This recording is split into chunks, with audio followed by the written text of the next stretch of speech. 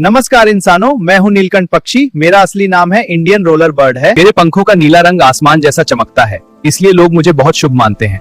दशहरे के दिन यानी विजयदशमी पर मुझे देखना बेहद मंगलकारी माना जाता है। कहते हैं कि इसी दिन मुझे देखने से मनुष्य की जीवन में विजय, सफलता और खुशहाली आती है।